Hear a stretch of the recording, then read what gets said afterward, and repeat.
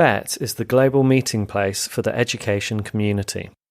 A trusted brand with more than 30 years of heritage, the Bett Series promotes the discovery of knowledge and technology to enhance lifelong learning. And what is the future that we want? Do we want a future with greater inequality? Because, we know how to get there. We know how to create greater inequality, and we're actually pretty good at it. And we can continue doing what we've done for the last how many years and create a society that has even greater inequality. On the other hand, we can look at this moment as an opportunity to reduce inequality. Hello everyone, and welcome to the Edtech podcast. This week we are back with our What Matters in Edtech Global series, this time chatting to Bett's Global Education Council, spanning 4 time zones as we get to grips with the Council's Manifesto set in January 2020, and the way that COVID has impacted the Manifesto ideals and how urgently they are implemented. In this episode, chaired by Jose Papa, Eric Abrams, the Chief Inclusion Officer at Stanford University Graduate School of Education, Ilse Howling, the Chair for Education Development Trust, Dr. Ger Graus, Global Director of Education for Kidzania, and Paolo De Santo, the Education Lead for EMEA for HP, are all in conversation reflecting on how the pause given by the pandemic has created an opportunity to think about how we might teach back better. How can we take this moment to be more expansive about how we think about education, teaching and learning? And how can we ensure quality across multiple tech platforms that attempt to support in this moment? This series is all about the things that matter in education and how and when tech might help. A big shout out to Bett for supporting this series, HP for supporting this episode, and to our fantastic guests for making this conversation so insightful. Here we go.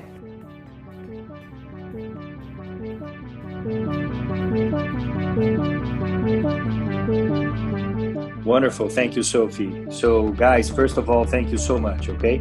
As always, the contribution, your vision is of fundamental importance for our journey as we set the Global Education Council vision, okay? So, we at Bett, we are a global showcase of technology in education. We are the single most relevant platform that brings together experts from around the world to share ideas, debate some of the biggest challenges facing educators. We are bringing together vendors, buyers from across the globe with the biggest education systems and solutions, and with this vision of how technology impacts education and defines the future of global education. So when we set the Global Education Council, we had as an objective bringing together the biggest minds, the biggest ideas, and with an amazingly important brand like Bett, to ultimately collaborate together and share knowledge and this intellectual capital for the betterment of education and of society as a whole, because ultimately education is the cornerstone of the future. So it ultimately defines everything. It defines the future of generations. It defines the future of us as a society. So we are challenging ourselves now, given the circumstances of COVID, to ultimately land many of the ideas that we have set within the manifesto. That's why we are trying to instill a debate here to, again, articulate collaborations, bring together initiatives, articulate partnerships, articulate ideas and connections that will ultimately lend a hand to support what the future of education is. So I'd like to welcome all of these incredible minds to ultimately take part of this amazing initiative, the Edtech podcast, to share a piece, because I've been challenging this group for us to distill the ideas that we should try to harbor within respective regions in the world that will make the various education initiatives progress. So I would like to welcome Ilse Howling. She is the chairman of the Education Development Trust. I would like to also welcome Eric Abrams, the Chief Inclusion Officer of Stanford University Graduate School of Education. I would like to welcome Dr. Ger Graus, the Global Director of Education at Kidzania. And I would like to finally welcome Paulo Dal Santo, the HP Education Lead for EMEA.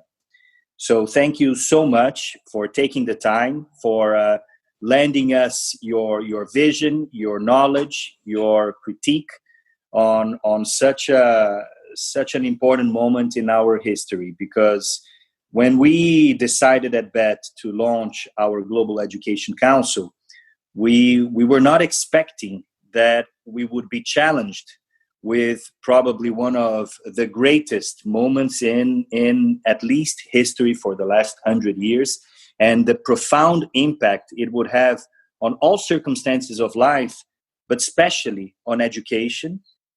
After the introductions, Jose then kicked off the discussion by asking Paulo from HP, a guest to the council, which manifesto points resonated with HP's reaction to COVID. Here they talk about Manifesto Point 7, partnership is vital. So thank you for having me on this podcast. I was referring back to the manifesto, for the 10 points manifesto, which is very interesting areas to focus. And what we realize in the last 3 to 6 months, you talk about the changes and the impact on COVID, especially on collaboration. I was mentioning that the work HP has been doing and the request we're getting more and more from NGOs, from United Nations organization, we collaborate, is really to work together to address this issue. Because every government, and every community we have seen, whatever is in Europe or Middle East or Africa, were mostly not prepared. And the interesting area was really to see that no matter which geography or Western Europe or developing country or other geography, none of them were really ready. So the request we are now getting more and more, it's a collaboration. That's why your point 7 on the manifesto is really perfectly focused on what's the need now, on skills development, but also how blending technology, not just the solutions, not just the hardware, but the curriculum, the training of the teachers, and the collaboration of existing platform, that every organization from UNIDO, UNICEF, UNHCR, from refugees, everybody is focused on this. So a kind of collaboration was really pushed into a kind of hyperdrive in the last 6 months, and it pushed everyone as well to transform into this area of new learning, remote learning, hybrid learning. So that's probably one of the biggest discovery we made as HP. So really not ready institution at any level in any geography, and then this private sector which had some technology hints, and we are working together with this organization. That's probably one of the positive side effect out of this really difficult time, Jose. When we talk about positive side effect, which obviously, given the circumstances of the immediate sanitary challenges and the economic hurdles, when we talk about extremely challenging times, yourself, how do you see us when we talk about, and you mentioned the partnership being vital, given our 7th item of the manifesto, how are you actually articulating what are the ideas that you are immediately engaged, that through collaboration you could intertwine other regions in the country and you could immediately make applicable to the development of initiatives that are needed just now? I think HP had a kind of long-standing approach to learning and learning outcome, but the focus we had, I would even say until December, January, we even presented one of these initiatives at Bett this year, was really to help communities transform learning in a face-to-face environment. And this was really working with having spaces, learning spaces, classroom or areas where you can actually work and collaborate together. So what we have done to actually transform everything we had done for a face-to-face physical environment, from software, solution, curriculum, connectivity, we took roughly 3 months, but now the majority of our curriculum based, where we support countries or we do through some non-profit or foundation, are now delivered directly online. And HP has opened up all the network of partners which work with us, including big other corporations like Microsoft or Google or Intel or AMD, to use the reach of our partners to reach schools, teachers, and institutions that actually they were not left alone, but not ready. So this kind of immediate transformation from a face-to-face physical content training and delivery into a full virtual, this has been the changes and the kind of support we have been giving. And again, the focus was not a sales proposition, but really an emergency help through the organization we are working with content, technology, connectivity, and again, partnership, because every organization faced the same in every geography where we are working with. So it was really converted remote classroom, curriculum that was only local, even setting up instances of solutions, whatever you're using in your classroom today or in your region, help doing this. And it was done through HP volunteers, partners supporting us, and adding others organization as well. This is today, I would say, half of the work, HP, 50% of the work we have been doing. It's really focused on this. Thank you, Paolo. Ger, your vision, because Paolo, he touched on so many points that are fundamental to Kidzania's strategic view across the globe. So we talk about curricula, we talk about experiences that are tangible, so livable experiences. We talk about the impact of the digital evolution. We talk about what is expected for how to prepare the youth of the future, and primarily now, given the circumstances of what we are experiencing, and the articulation with governments, with NGOs. So upon this perspective, what are you experiencing given the circumstances of what we are living now? Thanks, Jose. It's great, as always, to be with everyone and to listen, really. So our experiences are manifold, really. And the longer this goes on, and the more I talk with people in the 20 or so countries where we are, the clearer a number of things become. I think one of the things that is very clear is that some of the decisions we made in the past are now paying dividend. I.e., we decided 7-8 years ago that one of the things we needed to do very clearly as an experience-based learning facility that connects in-school teaching with out-of-school learning so that children can write their own narrative of the possible and see purpose. The decision that we made to work very closely with schools and with teachers, all kinds of schools, all kinds of ages, and all kinds of backgrounds and contexts is one that was the right decision. So we're picking up and we're analysing as part of that partnership, and we're moving forward as part of that partnership.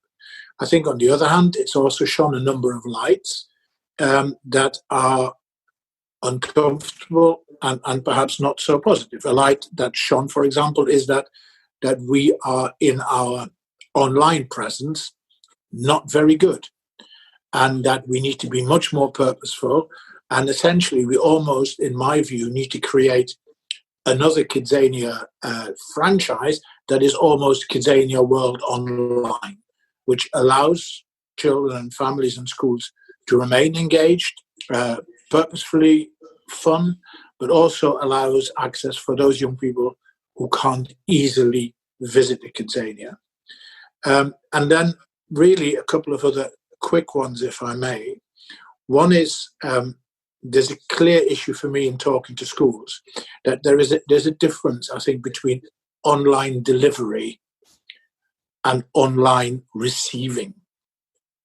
And that is much harder for younger children. I do some work with radio children in northern Italy, for example. It is much harder to do this for younger children than it is for 12, 13, 14 plus, as an observation, that the roles of schools, particularly elementary schools, primary schools, remains critical. And actually that schools have become much more of a focus in the community and have almost got that kind of Barcelona football club thing, Mesco and club more than a club, and schools are more than a school.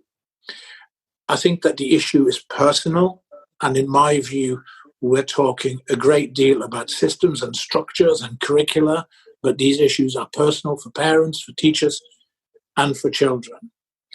And a final observation is in our work with lots of industry partners, over 900 industry partners globally, where in the past, the focus for these industry partners may well have been on return on investment, and much of that partnership may have been funded through marketing and PR budgets. The language around that appears to be changing to return on involvement, and actually wanting to be involved because of the impact that they can make. And that kind of goes in line with the findings of the Edelman Trust Barometer report of a few weeks ago, which is worth reading. So it's a hodgepodge of findings, but there's a comfort to be had in that. And I think, Jose, the same applies to the manifesto, to our manifesto as Bett. If I look at all the priorities that we had as Kidzania globally, I don't think that they've changed. I think that the order and the urgency of some has changed significantly. And if I reflect on the manifesto, because we've kind of got to remember that the Bett manifesto in many ways came about before COVID, and I look at the priorities, then again, I don't think that you would change any of those priorities. I think a few of them may be more important or more urgent now. And so I take some comfort from that we're not completely down the wrong path, but actually we will manage this, and we have an opportunity to manage this well and press the reset button with some confidence, I think. Thank you, Ger. The mere cornerstone of Kidzania's vision is to ultimately support the development of children and define a future with perspective. So if we go to our third item within our manifesto, we've said that we must support vulnerable children and communities who do not have equitable access to education to reduce the widening equity gap. And I think this is a perfect point of discussion here for ILSI. The vision of our education council, okay? What can we define together collectively as a group to ultimately deliver upon such support? And what are you engaged today with in terms of articulation also and initiatives that deliver upon such point in our manifesto? We'll see. Thanks, Jose, and that's an absolutely lovely question to think about. And Education Development Trust, as you know, our mission is to bring about transformation through education, and to do that globally. We work in many countries around the world, so from Rwanda to Brunei to schools in inner London, and as you can imagine, that goal is absolutely uppermost in what we do, and it's there at the top of the Bett Global Education Council's manifesto. So fantastic to see it. You've put your finger on something, though, with that point 3 around the support for vulnerable children and communities, that I think COVID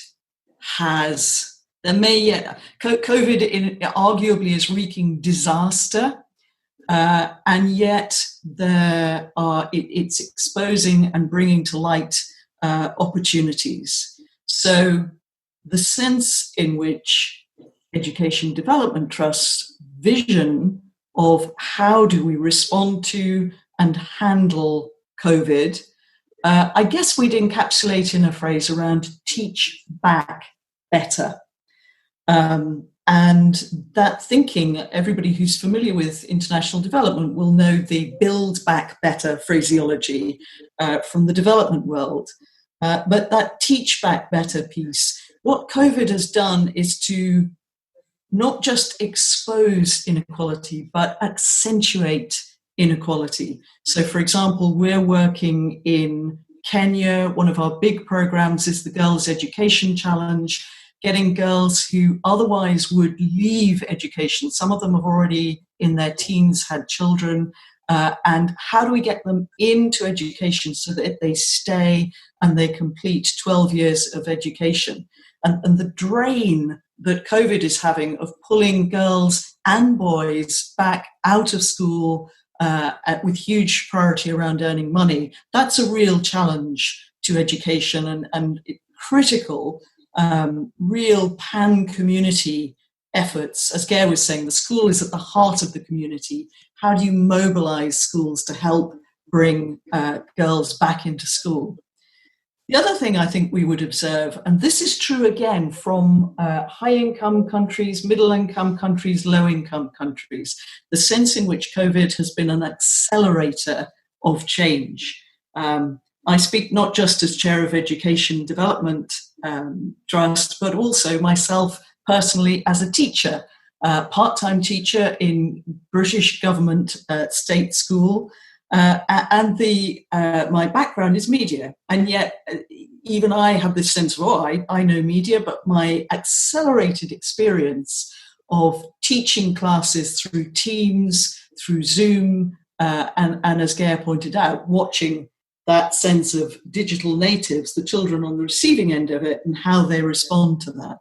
So that's hugely important, that the sense in which COVID has catapulted change. And then critically, I think our third area at Education Development Trust would be around teacher presence. And that's as critical for vulnerable children in whatever income setting they are sitting in. So that piece in the UK, in developed world, it will be about using online.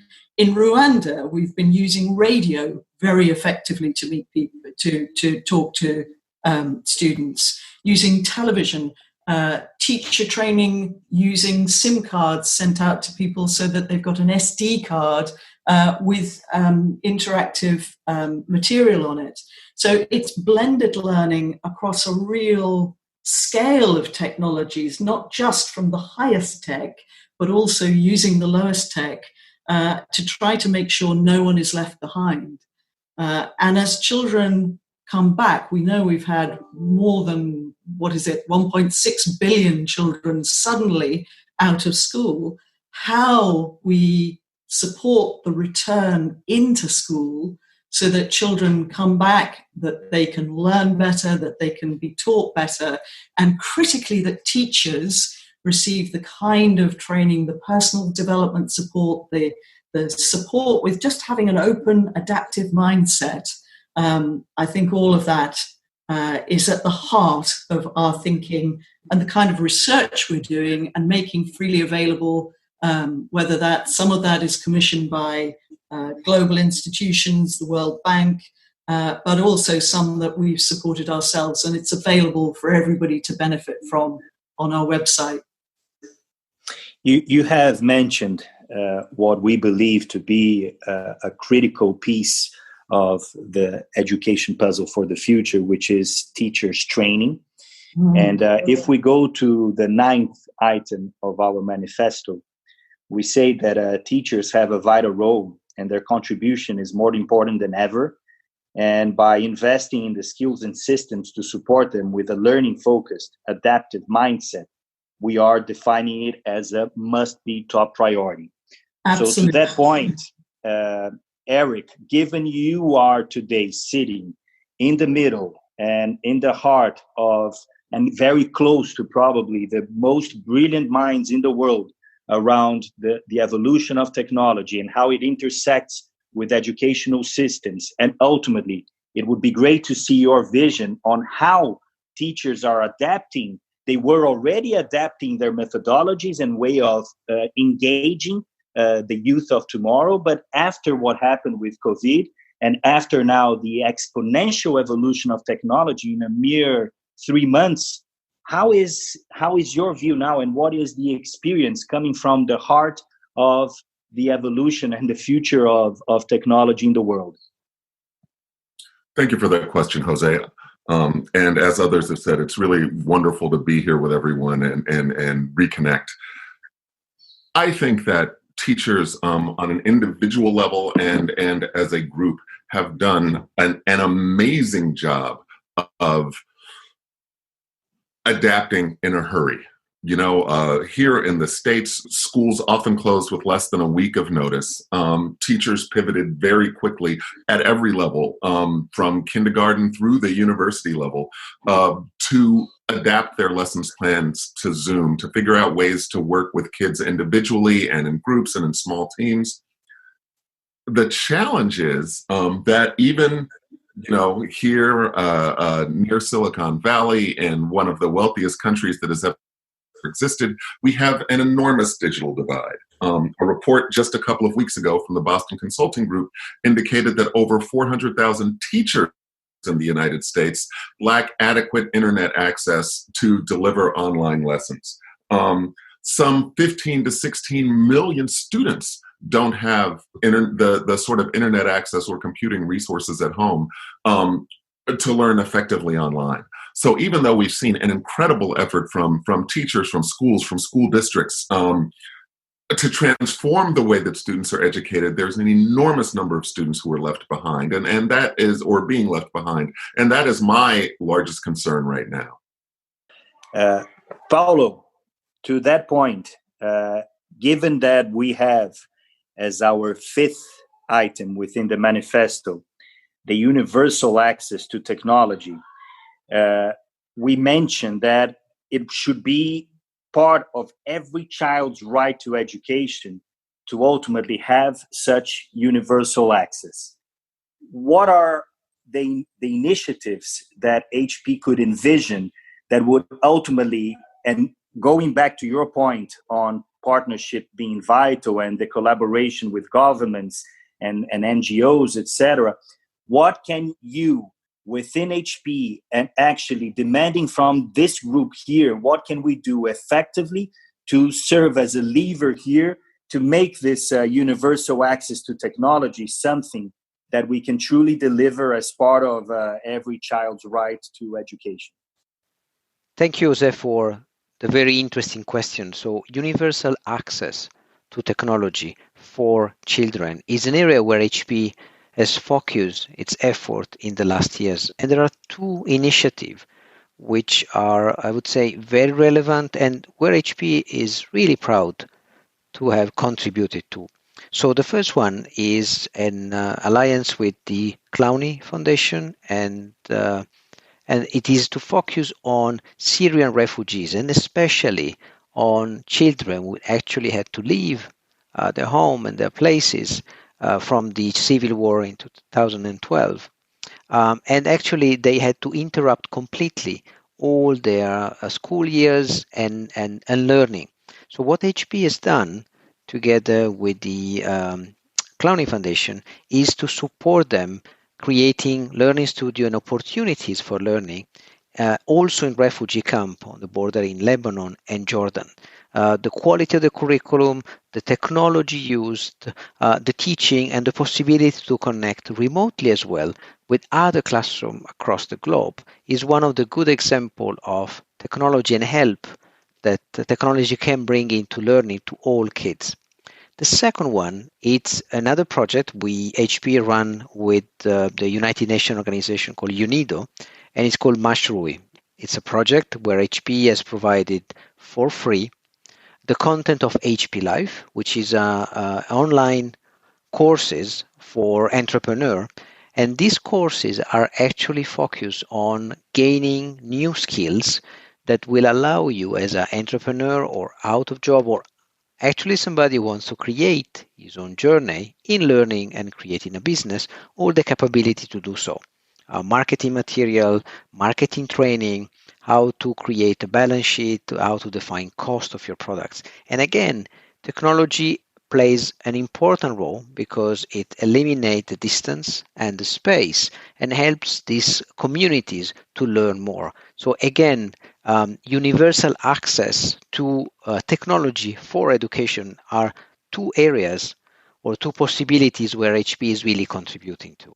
Jose, if I may, just to build on what Eric has said, because he's absolutely right that the huge inequality in terms of technology provision it's incredibly dangerous to assume that just because you have a high-income country, that country will have teachers and students who are well-equipped and can instantly migrate to learning online.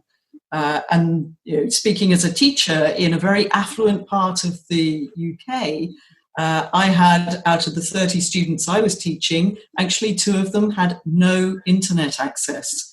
And so the challenge then of how do you use other ways of keeping that teacher presence in those children's lives, and that's in the UK. And if you take that across parts of sub-Saharan Africa, there's a sense in which that even if in some of the cities the internet provision is high, actually out in the rural communities, it's a huge challenge. So thinking really creatively around how to use different media to deliver lessons remotely is something that in those regions they've been doing for many years. And you can research what works best.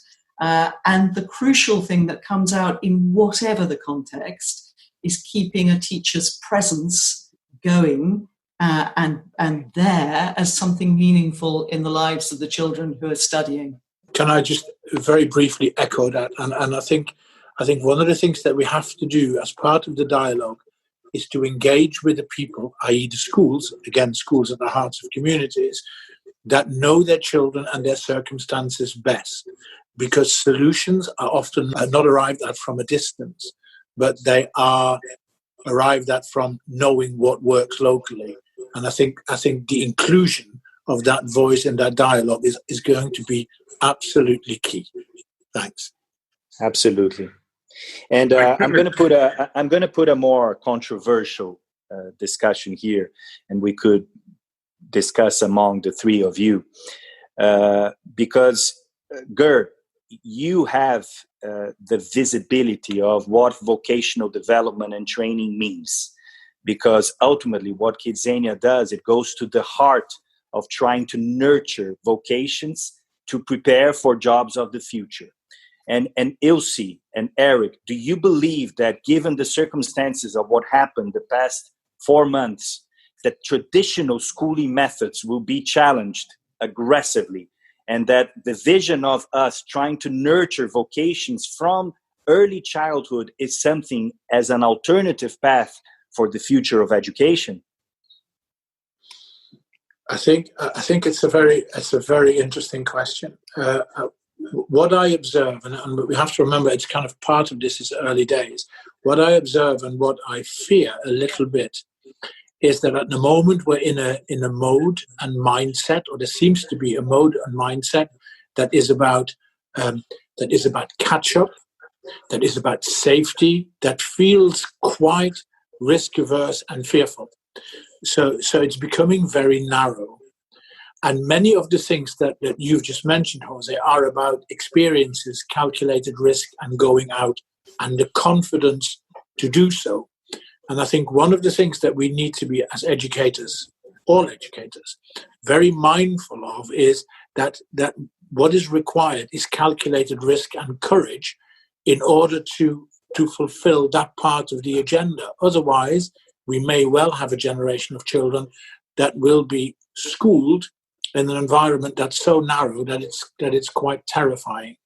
So the need for partnership with all sorts of organizations that function outside the school but can make the meaningful connect, call it vocational, call it skills-based, or call it awe and wonder for that matter, is going to be absolutely key. And that the teachers become the facilitators of that type of learning. Yeah, I would build on that. I think you're absolutely right, Ger. And I think there's the sense of, and this is my point about the COVID as the accelerator of change. I don't think we're going to go back to an old normal. I think the frontiers of what's normal are being pushed forward. And I think we'll see that across all sorts of global educational contexts. I think this is a real springboard for change. And thinking around how do you equip teachers and students to make the very best of blended learning approaches, using whichever technology is relevant for them. And in parallel with that, recognizing that actually education, we're striving for something. We want quality, we want excellence. How we evolve our ways in the education world of understanding what is high quality and ensuring that that quality assurance can translate across whichever technical platform lessons are being delivered through. I think we're really at baby steps in that so far. Multiple education and inspection regimes around the world are in a kind of pause moment, and how we ensure that as we emerge into that teach back better world, how are we uplifting ambitions and ensuring that we are really doing the best by our children and future generations coming through. And just one last thought on this. It may not have been there specifically in your question, but that sense of how do you, in a world that may be facing perhaps its worst ever economic crisis globally, how do you equip people to retrain, to reskill well beyond their school years, but actually ensuring that people go on and have the kind of skills and abilities and access to skills that will give them the ability to have a livelihood and go on and have successful lives. I think that whole piece of careers and development is hugely important as we think post-COVID. Ilse, do you think that part of what you mentioned, I'm very fascinated by this, do you think that we should redefine certain terminologies, i.e., if I think of Ofsted, for example, should we redefine what we mean by an outstanding school? I think the opportunity is there, and maybe this comes out part of the work that comes out of that Bett group. Yeah, and I think, as we know, in the UK, Ofsted have said that they're aiming to start schools inspection again from January. And the question of how do they do that, and no one yet knows, is that in a lockdown context? Is it in a completely everybody back and almost like the old world way? And those pieces, all that thinking needs to be done. And it's vital that it's research-based, and it's vital that it's taking into account the thoughts of the teachers and the students who are right on the front line of receiving and delivering it. And when you mention re-equip and retrain, I think that, Eric, it would be quite interesting to understand when you sit and you discuss the long-term vision, the strategic vision for a place like Stanford.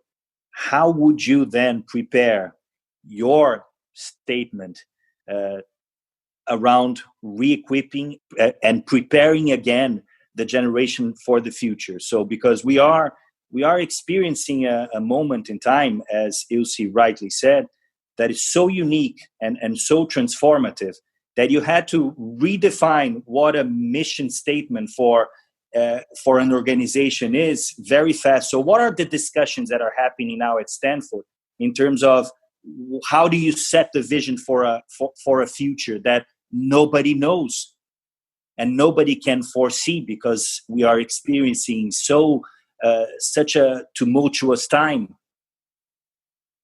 We're trying to figure that out. I think that answers on a postcard. Yes, in a serious vein, faculty, doctoral students, master students are thinking about these issues constantly. The education industry globally and certainly within the United States has been completely disrupted, not only by COVID, but by the Black Lives Movement and protests after the deaths of George Floyd and Breonna Taylor and Ahmaud Arbery and far too many others.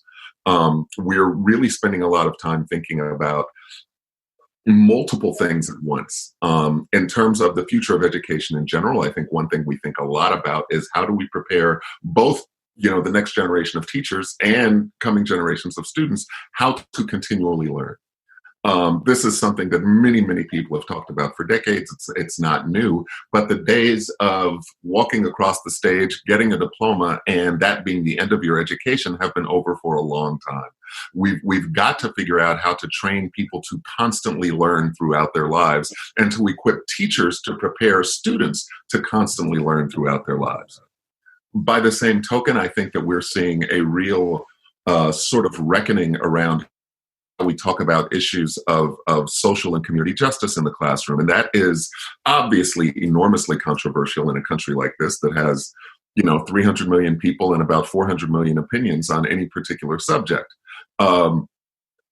Different school districts, different states, different organizations have really looked at these differently, but I think there is a consensus, or at least a growing consensus, around the importance of, if nothing else, teaching children critical thinking skills and helping them come to make their own decisions and what's real and what's not real when they consume media, for example. Eric, it is obviously highly unfortunate that we are discussing a global conscious now around so many issues. You mentioned the racial discussion, you mentioned obviously COVID. What is then the positive stance that we collectively can take to make this the tragedy of what happened with George Floyd, the tragedy of the thousands of deaths from COVID? So what are the positive points that we can articulate as a group, and from the experience you've been having within Stanford? How can we articulate a message that ultimately delivers a positive expectation for the future, and primarily setting the founding stone of education being this lever for the future? I think that message, Jose, is really around the question, and what is the future that we want? Do we want a future with greater inequality? Because, we know how to get there. We know how to create greater inequality, and we're actually pretty good at it. And we can continue doing what we've done for the last how many years and create a society inside of countries and globally that has even greater inequality. On the other hand, we can look at this moment as an opportunity to reduce inequality. We can look at this moment to really think deeply and look inward. And I don't necessarily mean just as organizations and societies, but I also mean as individuals. And to think about what sort of society we want, what we want for our children, what we want for future generations. And if we want to reduce inequality, I actually think we know how to do that too. And I think that we know the steps that we can take to reduce inequality in educational systems. The question is, do we have the political will to do so? And I'd like to believe that we do. And how, and Ilse and Gur talking about the point on political will, how can we manifest and articulate and pressure the political movements in a way that doesn't look hypocritical in terms of what we expect the outcome to be?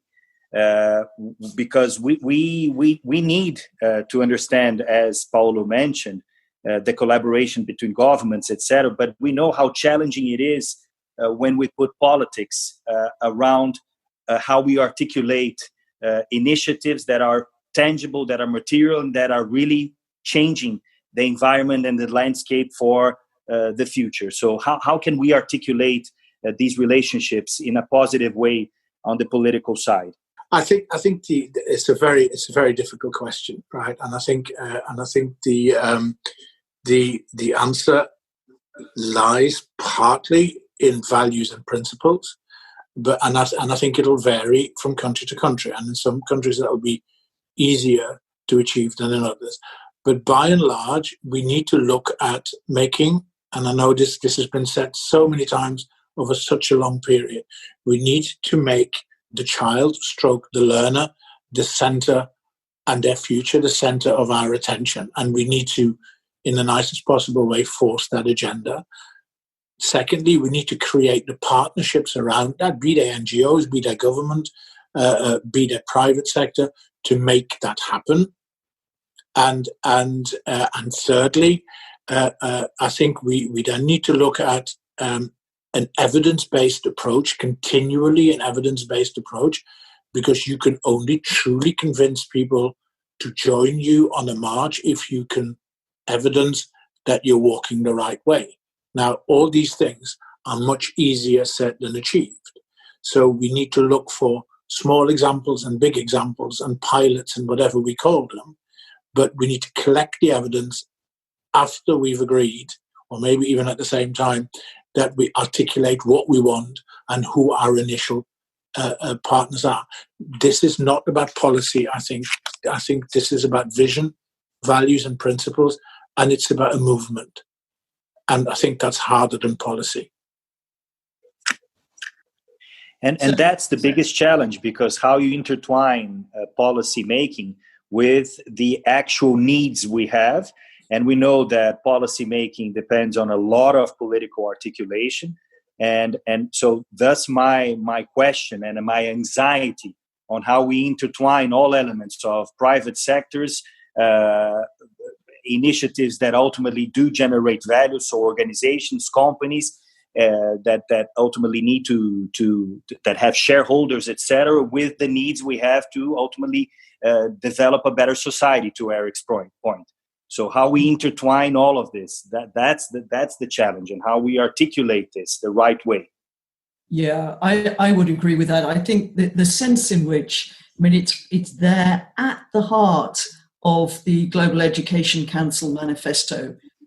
Transformation in education is possible. Starts with the belief that everyone has that potential to learn.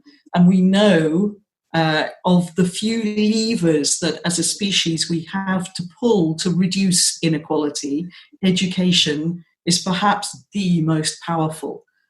So again, being an optimist, if you combine the galvanizing impact that's going to come from COVID and the exposure acceleration of inequality, we have to set our stall by a belief that education and this piece about teach back better and getting education continually improving is key to human progress. And I think you can see it across all the work that education development just does in so many different countries, working with communities, with governments, with local people, and with commercial operators, mobilizing those parties in service of education and of technology in support of education, whatever form that technology takes. And it's there in our manifesto. We've said very clearly in our manifesto, universal access to technology should be part of every child's right to education.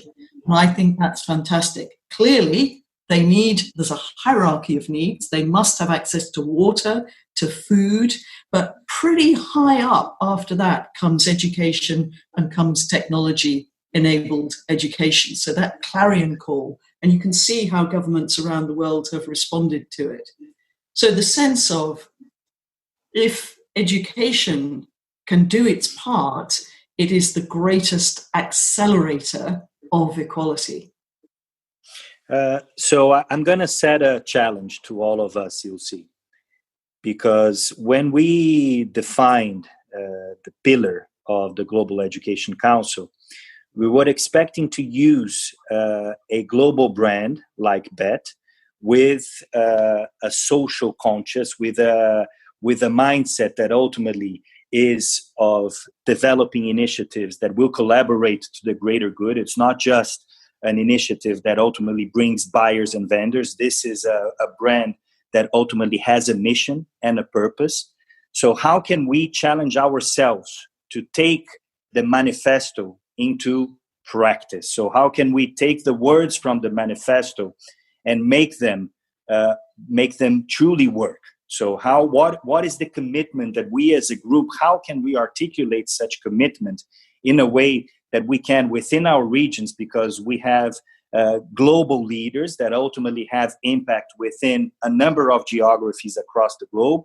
How can we, by using the brand's awareness, how can we articulate and impact the right way?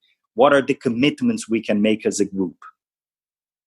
I think if I may, Jose, I think some of that, if we don't overcomplicate things, then and if I may use this as an example, I mentioned earlier that in terms of our discussions with partners, industry partners, for example, that there's a very evident shift from return on investment to return on involvement.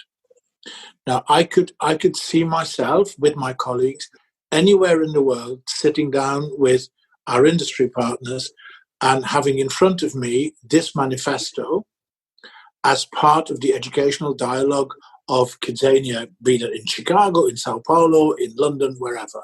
Because if there is a true shift, as I suspect there is, towards return on involvement, i.e. companies becoming involved because they want to make an impact, then this document, from my discussions, and very pragmatically, is a very good starting point. So I can do this relatively straightforwardly, and to some companies, some of this, or some partners, some of the points may be more relevant than others, but nobody can deny any of them. So in that sense, I'd be perfectly happy to embed them here and now. This is great, Ger, because it's something very similar to what I've done here in Brazil. Because by engaging the relationships we have with top brands, top vendors, we were able to articulate initiatives where they can, through their networks, collaborate effectively where initiatives are needed. So from hardware offerings to educational systems that need to be propelled and need to be acknowledged. So we are trying to nurture relationships that ultimately will have an impact for delivering the vision that we have set to universal access. So to the more universal access possible, okay, to education. So thank you so much, because this is a tangible way of us pushing forward our mission and our objective here with the council. I think it's wonderful to take steps toward universal access as organizations, as NGOs, as policymakers. The thing that I'm concerned about is actually much more on the micro level. It's the inequality that's reinforced by individual decisions made by parents and families. Everyone wants to give their kids an advantage. Everyone wants to give their kids a leg up. I certainly, when my kids were young, that was certainly part of my mindset. But in this post-COVID era, one of the things that I'm seeing is the opportunity for a trend to greater inequality and based on individual decisions. And let me give you one example. We've seen an enormous, not even increased, an explosion in the number of affluent and professional families who have children who want to hire university students, graduate students or undergrads, but often graduate students, to kind of be to sit with their kids as they're taking their lessons on Zoom, to join their classes and to provide extra tutoring for these children. Now, if you're that child, that's wonderful, and that might really help you stay connected. But when you do that writ large across the society, all it does is increase inequality. And again, we've got enough inequality in the world. We don't need to do things that increase it. But I see decisions by individual families as something that can increase inequality. So Jose, you started this part of the conversation with a challenge, and I kind of want to turn that back. I think I want to challenge a lot of people, anyone who's listening out there, to think about how their individual decisions affect inequality. Yeah, that was beautifully said. And this piece about inequality and accentuation of inequality is so crucial. In terms of what Education Development Trust does, we've had a line that we've talked about for many years, and it becomes all the more valuable now, is around the bright spots of education and our role that we can shine a light on those bright spots wherever they're happening around the world. So understanding the case studies of individual girls in Kenya who have been persuaded to come back into school after they've had a baby, after their families are expecting them no longer to be in school, working with community leaders so that they see the role and the value of education in those girls' lives. That's just a tiny microcosm of the kind of work that we can do to redress inequality. And I think crucial is that piece of seeing schools and teachers and leadership and development of the people in those schools as central to everything we're trying to achieve. That piece about teacher presence and teachers going on having a role in transforming people's lives, equipped with technology and the full power of society behind them. I totally agree. And I think, on the other hand, we might also want to think about communities and redefining some communities and some purposes. And very simplistically put, let me give you an example. So to Eric's point, one, I think it will be very hard to stop the parent looking after their kids, right? And I understand it from both sides. But I think there might be an issue, really simplistically, and I look at London, for example, or I look at Sheffield, where I live, where you have schools, and everything is relative, I understand, but you have schools that are seriously disadvantaged, and where those kind of parents might not exist, okay, or might not know how to access that level of support.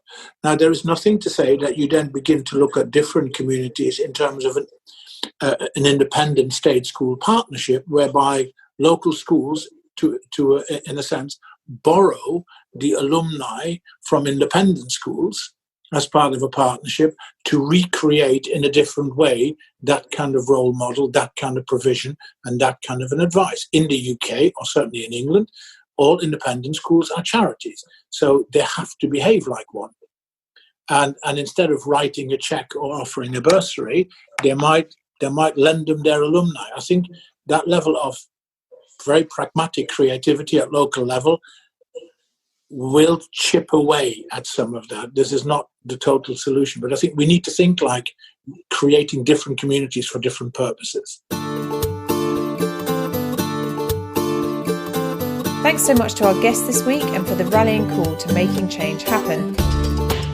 So yourself as an audience of this podcast, you can challenge us, bring your ideas, tell me an initiative that is interesting within your region that we could use our breadth and we could use the voice that we have here in this council to ultimately deliver the message. So use us as a tool. Some of my personal takeaways were the idea of teaching back better, the challenge to be more adventurous in our return to education than simply catching up, the importance of ensuring quality and impact across the variety of technological platforms out there, especially when we think about inequality in technical systems, a challenge to the tech sector to come up with creative ideas that proactively reduce educational inequality, the point on the role of brands in popularising teaching and learning, and the importance of individual awareness in challenging decisions which continue inequality. Before we go, a few messages from our community. First up, do you remember when musical creative legend Imogen Heap was on the podcast talking about her magical musical mitten? Well, here's Amanda Brock, the Open UK CEO, talking about their kids competition, where Imogen Heap is also a VIP judge. This competition involves 3,000 Mini Mew glove kits powered by the BBC Microbit, and in the competition kids have to make up the glove kit and participate in a 10-week course of animated lessons where they talk about what they want to do with the open source technology. So to find out more, listen to Amanda here. Thanks very much for the opportunity of telling your audience about the Open UK Digital Kids Camp taking place this summer through Open UK. The Kids Camp will run through August with 10 exciting animated lessons narrated by voiceover artist Steph Bauer and drawn by Matt Buck of Journalism. The lessons are, of course, a great way for your kids to learn to code and improve their digital skills while still having fun. To take part in the lessons, your kids will need to have a Mini Moo glove kit, and we're very excited to have 3,000 of those kits to give away.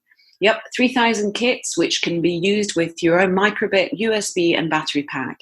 If you need to get hold of a battery pack or a microbit and USB, you can do that from Pimeroni, and you can access that via our website, openuk.uk/openkidscamp. You'll also be able to borrow microbits from your local library if you need to. The Open UK Kids Camp doesn't require any registration. You just need to come back to our website in August, openuk.uk/openkidscamp, and you'll have more information available to you on both our e-zine and our course. Yep, we have an e-zine to accompany every lesson in the course, and that's got fantastic contributions from Femi, our teenage influencer, and an array of well-known figures across open source.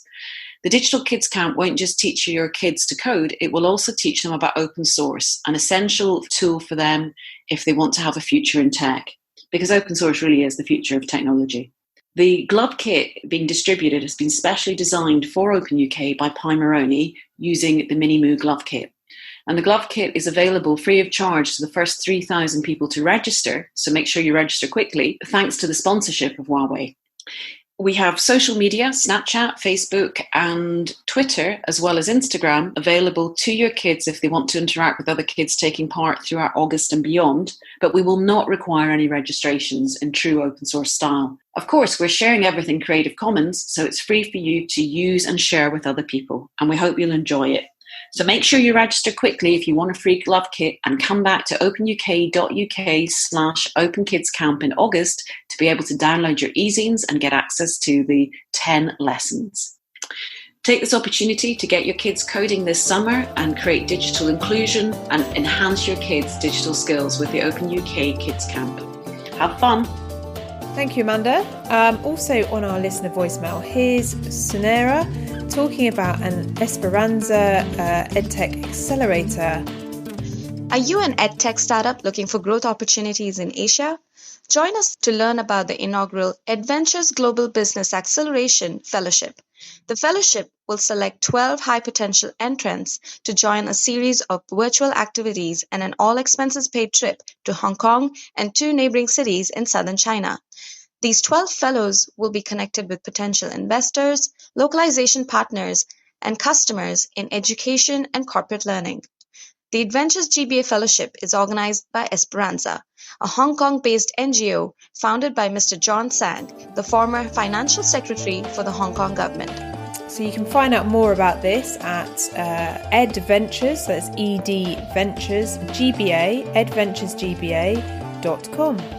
So thanks for the voicemails this week, everyone. I would also encourage those of you who haven't yet seen the Council Manifesto on the Bett website to do so. The manifesto points cover everything from inclusion to schools as communities, and leads with the point 1 that global radical transformation in education is possible, and it starts with the belief that everyone has the potential to learn. Thanks again to Bett for supporting this series and HP for supporting this episode. We'd love to hear from you. Tweet us using the hashtag EdTechPod and hashtag Bett2021. For all the show notes, including resource and reading recommendations from our guests, it's the edtechpodcast.com. And for more content, check out the Bett website where you can find out more about how to stay connected with the community. That's all for now. Have a great week. Bye-bye.